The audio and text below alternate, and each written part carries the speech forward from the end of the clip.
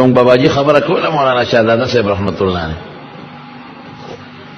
وی جی محمد امین صاحب سره تل سوات ته یو زوم یو هغه وی دا سوات والی صاحب ملمانه کړي وغه غوښتي مونږه والی سوات وی چې لارو څنګه ډوډۍ را باندې خوړو ډېر زمون قدر وکړ وی بیا راته وی چې راځه ما ځان له قبر جوړ کړی زما قبر وینه وی قبر له بوت ځان له ماربل ډېر اعلی مزیدار قبر جوړ کړی څنګه مرمر ماربل وی دا مونږ ما ځان له قبر جوړ کړی په جون دې کې بخاخېږم او مونږ ته وی چې دې کې را لک تلاوت او کې او ذکر پکې را لو کې چې دا قبر می برکت شي اجي صاحب ډېر خيار اجي محمد امین صاحب وی هغه وته سوي وی هغه وته چې والی صاحب قبر ځان لمه جوړ او ځان قبر له جوړ کا کدا قبر تا د ماربل جوړ کا کنه او دا د سرو زرو د سپینو زرو جوړ کا خو چې ته ورته جوړ نه نو دا به د چنجو جاله به او دا به د لړمانانو او د مارانو جاله به او که قبر ته تا ځان جوړ کو نو که په خټو کې دې سملی نو ابد جنت د باغچو بارچي وی والی صاحب چې اجي سترګې دلاله غړو اوسه پورې چې څومره علما شیخان صوفیان مې روستي دي نو پکې را تلاوت کړی دی وی ډېر خشته قبر دی دوام اتو کې او یې تاره له سترګې راڼه کړی زمانو فاتح کېدل نشته قبر له مخامخ او د قبر د جون اړو پته نه لګي چې د قبر د زندگی په پسه ختمېږي خو یو مهرباني وکړي په دې زړه کې د الله یاره راولئ بس چې زړه کې د خدای یاره راوسته په خدای قسم ټیک ټاک به روان دا سوچ راغی چې د قیامت یو لویه روز را روانه ده او هغې ته د قبر جون دی هغې ته د ځنکدن جون دی دې ته به زه په دومره سختۍ باندې ځم زه به څه کوم او هلته به بیا الله ته مخامخ ودرېږم الله به رانه یو څو تپوسونه کوي جون مې درکړه تا په هغې کې څه کړي مال مې درکړه او دې ګټه څنګه او خرچه پې څنګه وکړله او ځواني مې درکړه او تا له ځوانۍ نه څه فایده واخېسته او علم مې درکړه تا د علم نه څه فایده واخېسته دا څیزونو ته ځان تیار کړه چې دا تپوس به رانه کوي بس خبره ټیک ده او چې دا یاره راله بس کامیابی نبی کریم صلی الله علیه وسلم فرمای وی د بنی اسرائیل یو سړی بخاری شریف کې حدیث وی چې کله مړ کېده نو بچي راغونډ کړ کېنو نو بچو ته وی بچې ایو ابن انا زه څنګه پلار یم ښه که خراب بچو ورته بابا ته خو ډېر ښه پلار تا خو زمونږ ډېر ښه تربیت وکړه مونږ د ماشومان لوی کړي ودې پالل او مونږ سره دې ډېرې ښېګړې کړې وی بچې زما یو خبره به منې او ستاسو په وس کې ده بابا حکم کوه وی نه ما سره وعده وکړې ما سره کلکه وعده وکړې چې زما دا خبره به منې بابا ولې نه منو وی نه وعده وکړې وی حضور پاک وی د بچو نه وعدې واغېستې وعده نه مواثیق وعدې وی ښه بابا وایه وی چې زه کله مړ شم ما به وسوځوې لکه هندوان چې سړی سوځي او چې مې وسوځوې نو بیا مې د اډوکې اوټه کوې چې دا ریزه ریزه شي او بیا به مې دا ایرې راوالې په به کومه ورځ چې ښه تیز باد لګي نو نیمې به سمندر دریاب کې ونولې په دریابونو سیندونو کې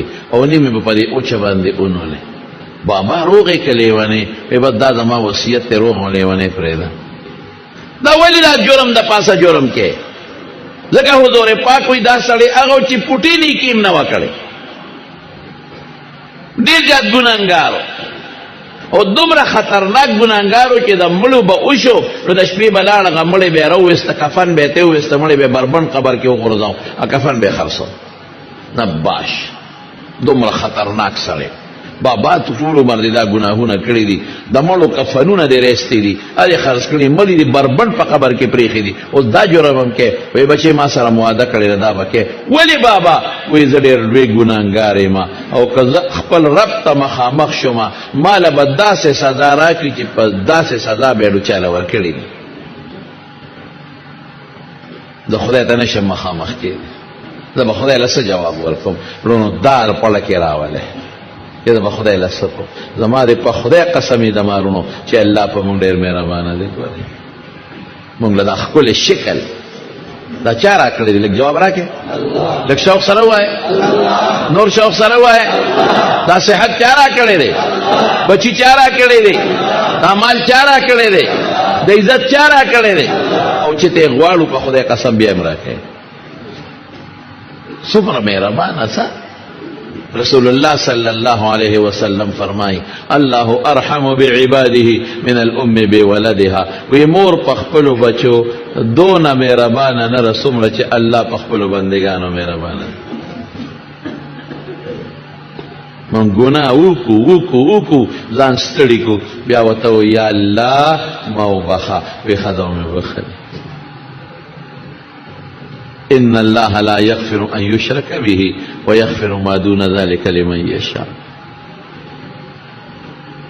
څومره مونږ الله ته چې زاري وکړو داسې څوک شته چې زه معافي ترې وغواړم ما معاف کړي؟ نه معاف کوم.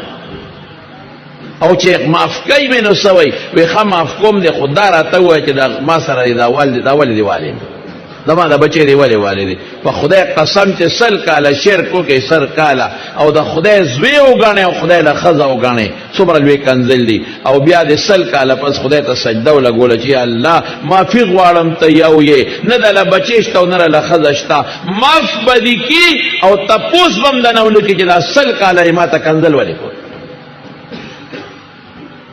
دا مهربانه خدای مونږ خفه کوو. دا مهربانه الله.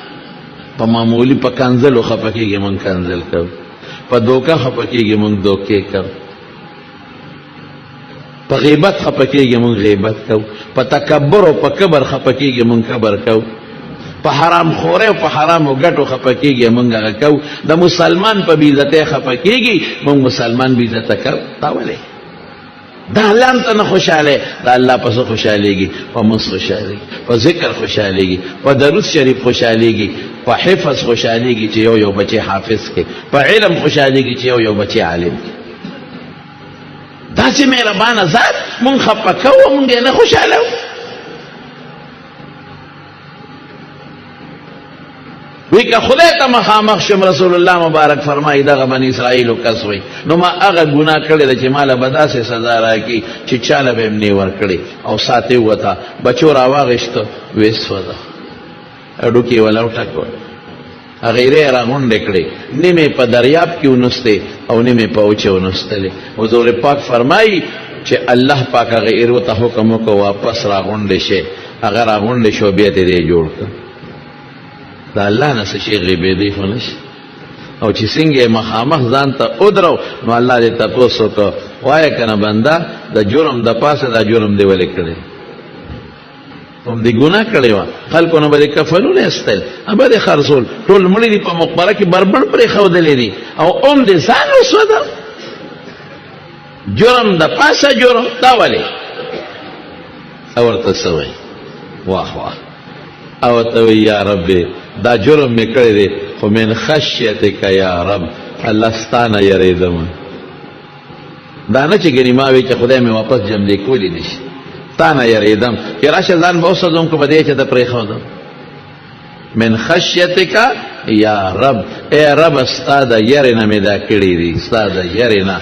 رب العالمین فرشتو ته اعلان وکړ وی دا سړی ټول عمر ګناه کړې ده خو د مرګ په وخت کې په زړه کې زما یره پرته و ما نه یریده لهذا غفرت له ولا ابالي. هېڅ پروا مې نشته دا مې وبخښه د جنت ته.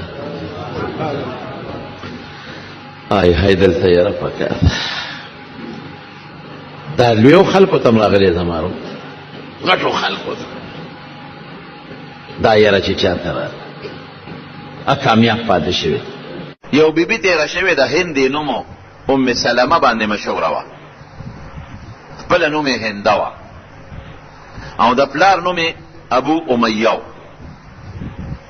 او په عربو کې یو قبیله و بنو مخزوم د هغې قبیلې سره تعلق. پلار یې ډېر سخي سړی و او دومره سخي سړی و چې په قافله کې به چرته هم د دې پلار شریک و. پخوا به قافلې تلې تجارتي قافلې او نورې قافلې نو چې کله به هم دې په قافله کې شریک و د هغې ټولې قافلې د ډوډۍ او د خوراک انتظام به د دې بیبي د پلار و. او پلار ته خو به یې خلکو ابو امیه وې دې کونیه وه په دې باندې مشهور و. خو په عامه اصطلاح کې د پلار لقب و زاد الراکب. ذات توخې ته ویل کېږي په عربی کې توخه لرونکي ته، راکب مسافر ته ویل کېږي. زاد الراکبین چې دی د مسافرو توخه او توشدانو، چې کوم سفر کې به دی روانو نو خلق به بېغم او بې فکره وو چې د مونږ سره توخه شته، مونږ سره سامان د خوراک او د سکاک شته. نو چې کومه جینۍ د داسې سخي پلار په کور کې وخت تیر کړي نو هغې کې د سخا مادی د پلار اخوی پکې وي. دا قانون دی چې مور پلار شوماني بچي به شوماني، ځکه د مور پلار هغه عادت والي. او چې مور پلار سخیاني نو بچي هم سخي وي، د مور پلار هغه سخا ماده پکې راشي. نو دی هند ام سلمې رضی الله تعالی عنها د دې سخي پلار کور کې تربیت حاصل کولی شو او مالدار کورنۍ وه. او په عربو کې چې څنګه د پیغمبر علیه السلام خاندان د عزت خاندان او دقه رنګې دا بنو مخزوم دام د عزت خاندان او د قدر. د دې نکاح وشوه په عربو کې د یو سړي سره، هغه ته به ابو سلمه وي، د هغه سړي، او خپل نوم د هغه عبدالله و. عبدالله نوم ابو سلمه به یې ورته وي. او د دې د خاندان سړی و، ځکه چې هغه هم د بنو مخزوم قبیلې و. د دواړو وادو شو او د دواړو نکاح شوه. او چې کله نبی کریم صلی الله علیه وسلم د پیغمبرۍ دعوه وکړه، دواړه ښځه خاوند خدای پاک مسلمانان کړل. چې مسلمانان شو نو دې هجرت وکړه د مکې مکرمې نه حبشې ته. دا هغه وخت و چې په مکه مکرمه کې مسلمانانو سره به سختې کېدې او ډېر تکلیفونه به ورته میلاوېدل، او ازاد عبادت چا نه شو کولی. کور کې دننه به پټ خلکو خپل عبادت کو، چا اسلام ښکاره کول هم نه شو چې زه مسلمان یم. نو نبی علیه السلام په مشوره باندې ډېرو صحابه او سړو او ښځو حبشې ته هجرت وکړو. دا دواړه ملاړل حبشې ته. د حبشې بادشاه و، هغه زمانه کې نجاشي به یې ورته وی، او نوم یې اصحمه و. هغه ښه سړی و، عیسایي بادشاه و، مسلمان نو وروسته مسلمان شوی دی، لیکن ښه سړی و. د مسلمانانو قدر به یې کو او د مسلمانانو عزت به یې وکو. دا دواړه لاړل حبشې ته. یو پراپیګنډه داسې وشوه چې د مکې خلک مسلمانان شو. نو د حبشې نه دا خلک خوشحاله و مکې ته رالل. نو چې راورسېدل نو پراپیګنډه غلطه وه. نو څوک واپس حبشې ته لاړل او څوک په مکه کې ایثار شو. نو دا ابو سلمه او ام سلمه دا دواړه په مکه مکرمه کې ایثار شو. د دې ښځې خاوند یو بل سره ډېر محبت او ډېره مینه وه. دومره مینه وه چې دا ښځه یو ځل د خپل خاوند ته وایي، د ابو سلمه ته وی راځئ او جوړ توړ کو. وی وایه، وی داسې کو چې که زه مخکې مړه شم ما سره به دا واده کې، نو ته به زما نه پس بله ښځه نه کې، او که زه ته مخکې مړ شوې نو زما در سره دا وعده ده چې زه به ستا نه پس بل خاوند نه کوم. عربو کې خو به دا رواج و چې سړی به مړ شو، ښځې به په عدت نه پس فوراً بل خاوند کړی، او چې ښځه به مړه شوه نو سړي به د ښځه مړه نه په جون به ګڼ ودونه کول. هغه زمانه کې خو سمنه نه وه، د چا به لس ښځې وې، د چا به اته ښځې وې، او چې ښځه به مړه شوه نو فوراً به یې بله ښځه کړې وه. نو دا ښځه ورته وایي که زه مخکې مړه شوم ته به ما نه پس بله ښځه نه کې، او که ته مخکې مړ شوې زه به بل خاوند نه کوم. ولې چې ما ته په جنت کې دواړه به دوه په دوه یو، بل نه تا سره څوک او نه ما سره څوک. خاوند ډېر ښه سړی و. ورته یې وی ام سلمې زما در سره وعده ده، که ته زما نه مخکې شوې زه به ستا نه پس بله ښځه نه کوم، د ښځې نه بغیر ژوند تېرولی شم، خو ته دا وعده مه کوه. ولې ځکه که زه مړ شم نو ستا خو ښځه چې یو ځل د مور پلار د کوره ووته بیا خو هغه قدر بیا رونه څوک پروا ساتي. نو که زه مخکې مړ شم نو خیر دی تا ته اجازت ده که ته بل خاوند کې نه وکړه، تا ته به ژوند ګراني، تا ته به ډوډۍ او د جامې تنظام ګراني، د کور بندوبست به راته ګراني، نو ته وعده مه کوه تا له اختیار دی که بل خاوند کې، او زما وعده ده ستا نه پس به بله ښځه نه کوم. دونه مینه یې وه. د حبشې نه رالل، دا هغه وخت و چې صحابه مدینې منورې ته هجرت شروع کړی او خود نبی کریم صلی الله علیه وسلم مدینې ته تشریف وړی. دواړو سلا وکړو دې چې زو مدینې ته. نو په یو اوښ باندې دواړه سواره شو، یو خاوند او یو ښځه ده، یو ورسره دا ماشوم بچی دی سلامه. چې روان شو د دې ښځې وګوره تربوران دي، د تره زوی او د تره لور دي، د دې ښځې رونه راغله او د خپل اوښي ته وایي وی دا پتا مونږ خرڅه کړې خو نه ده چې دا په وطنونو ګرځئ او په دشتونو په بیابانونو یې ګرځئ او کله حبشې ته بوځئ او کله مدینې ته بوځئ، دا تا باندې مونږ خرڅه کړې ده نه، دا ستا ښځه خو په مکه کې کوسېږي، بس دا مونږ در سره خو کړل چې تا سره هم حبشې ته پرېښو، دا د سره مونږ مدینې ته نه پرېږدو چې ته ځې زه په مخه دې ښو، دا مونږ نه پرېږدو. بس غریب رخصت کا لال مدینې ته او دا یوازې په مکه کې پاتې شو. چې د دې خاوند رونه خبر شو چې زمونږ ضرور نه خو د دې الکانو خور جدا کړه، هغې ورلل او ماشوم بچی د دې د غېږ نه راوچت کړه، وی دا زمونږ ورواره دی، دې کې ستاسو هېڅ هم نه کېږي چې ښه د تاسو زمونږ ضرور نه پاتې کړه، نو بچی په تاسو نه کم دی در کوو، نو بچی ته یې هغوی بوته د خاوند رونو، نو دې نه د مینې خاوند هم لاړه او بچی هم دې لاړه. نو دې غریبې به جړل، ټوله ورځ به دا د مکې په کوڅو کې ګرځېده او کله به غر ته خط او کله د اونې لاندې، او دا جامې به د اوښکو نه ډکې. یو په دې خفه ده چې خدای زه مسلمان یم او د مکې نه مسلمانان خو ټول لاړل مدینه کې یوازې پاتې. دویم دا دی چې د مینې خاوند مې ملا او بچی م رانه وشوکېد او رانه جدا شو او نبی علیه السلام هم نشته چې هغه ته وګورم سترګې مې پرې یخې شي، خدای دا به څه کېږي. نو جړل به. نو یو ځل د دې خاوند چې کوم رشته دارانو یو سړی په مکه کې ښه سړی و، هغې دا ولیده چې دې جړل، نو د رونو پسې یې ورغی، وی ظالمانو ظلم ولې کوئ؟ دې خور له زور ورکوئ؟ د ابو سلمه څخه خو لاړ مدینې ته بله ښځه به وکړي، ظلم د خپلې خور سره کوئ.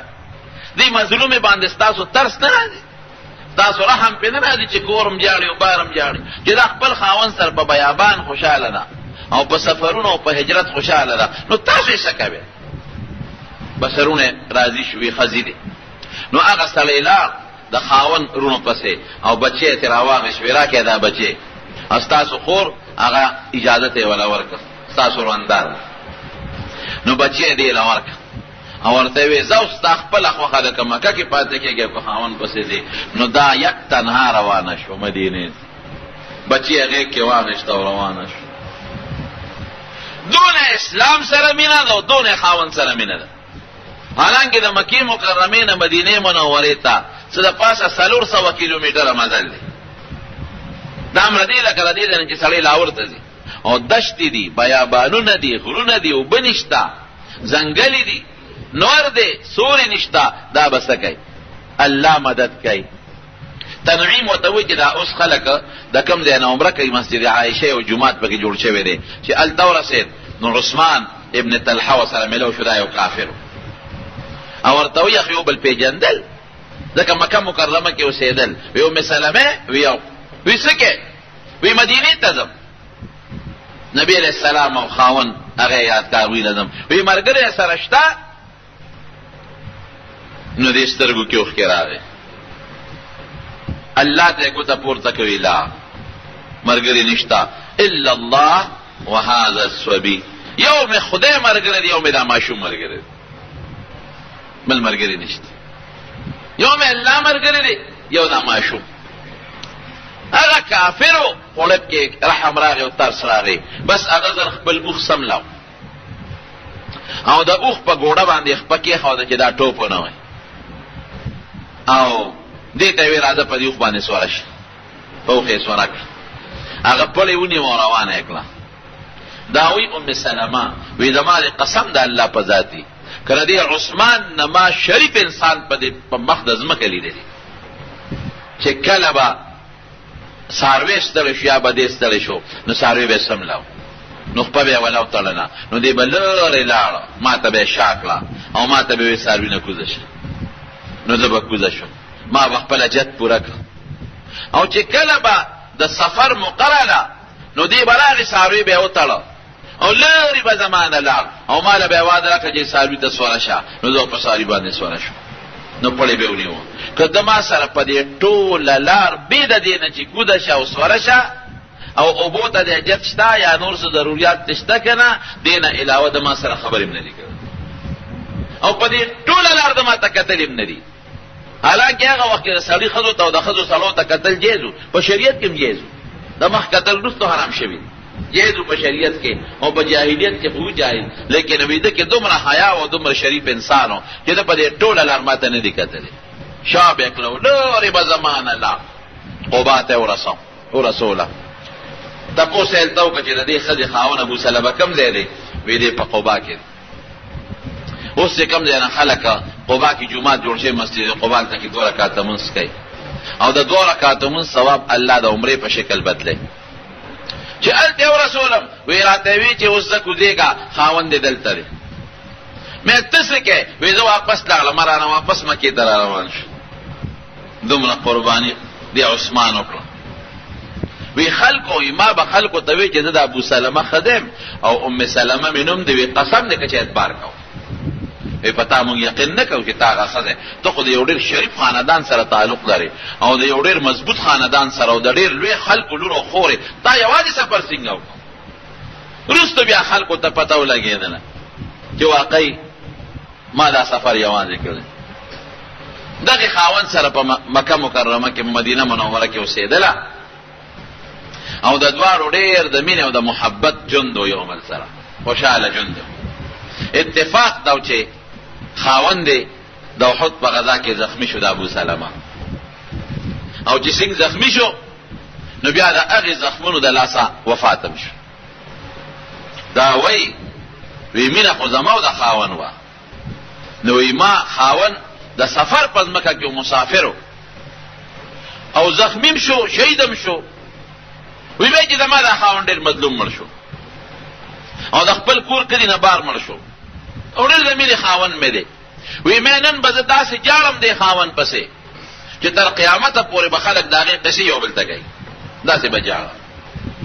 وی ځان مې جړا ته تیار کړ، تورې جامې مې واغوستې او چې مړو پسې څوک څنګه جاړي او کوم شکل جوړي هغسې شکل مې جوړ کړ. عربو کې دا رواج و چې هغې به مړو پسې جړل. ساندرې به یې وې، لویې لویې چغې به یې وې او د مړي داسې صفتونه به یې شمېرل چې هغه به چې د مړي سره په دوربین کې هم چا نه ولیدي. اوس هم دا بعضې ښځې دې مړو پسې جاړي چغې وایي ته خو داسې وې او ته خو ډېر بهادر وې تا خو ډېر نیک سړی وې منځ کې هغه د جهاد بد عملی په مرګ ونه صفتونه یادوي او ته خو ډېر ښه سړی وې که او ډېر مونځګزار وې مونځ یې هم چېرته نه کړی یو اختر او بل اختر یې کړ او ته خو ډېر بهادر وې منځ کې چې هغه پټاخې ټوس ورې تښتي. دا ګناه ده شریعت سخته ګناه ده چې کوم صفت په چا کې ني او هغه صفت والا بیانې که په ژوند او په مرګ دا ګناه ده. یو دویم نبی کریم صلی الله علیه وسلم فرمایي لیس منا من شق الجیوب وضرب الاخدود ودعا بدعوى الجاهلیه. وی کومې ښځې چې دا مړي پسې مخونه وی او ګریوانونه شلی او د جاهلیت چغې وی وی دا زما په طریقه نه دی روان د انسان. او بل حدیث پاک کې راځي بخاري شریف کې حدیث دی په نورو کتابونو کې مشته چې کوم انسان پسې جمدي جاړي ان الله ليعذب ان الله ان الميت ليعذب ببكاء اهله عليه. چې کوم مړي پسې را جمدي جاړي دې مړي له الله عذاب ورکړي. کته سوال وکړي چې جاړي جمدي او عذاب دې مړي له ورکړي دا ولې؟ نو دې مړي ته پته و چې زما په دې وطن کې رواج دی او دا ښځې عموما مړو پسې جاړي نو ده ولې دا ګناه نه منې کوله؟ ده به وصیت کړی که نه؟ ده به ویلي و که زه مړ شم نو ما پسې ګورې جړا مه کوئ. ده به ویلي و که زه مړ شم نو ما پسې مخونه مه وهئ. دا ګناه ده. نو که یو سړي دا ووایي چې ما پسې به نه جاړئ مخونه به نه وهئ ګریوانونه به نه شلوئ او بیا هم ورپسې څوک جاړي نو دله به خدای عذاب نه ورکوي. د خپل نهی عن المنکر وکړه امر بالمعروف یې وکړه او چې ده ته پته ده چې زما په کلي کې زما په علاقه کې همدغه رواج دی او د بیا هم څوک منع نه کړل نو الله به وله سزا ورکوي. په دغې سبب به وله خدای سزا ورکوي چې تا ولې دا ګناه ستا په کلي کې ستا خاندان کې کېدله دا ولې خلک نه منې کړو.